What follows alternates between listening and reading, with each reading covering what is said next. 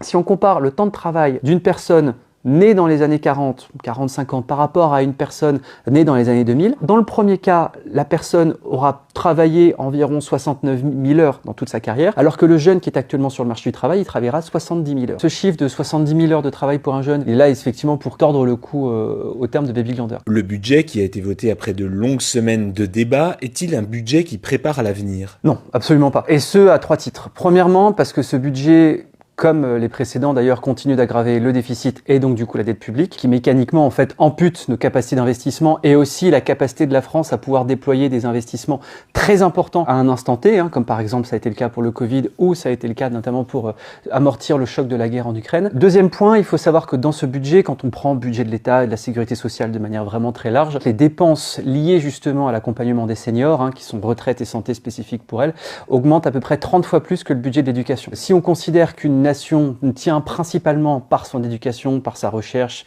son enseignement supérieur, on peut se dire que mécaniquement, malheureusement non, le budget ne prépare pas l'avenir. La troisième raison, c'est qu'en fait, il fige les équilibres existants.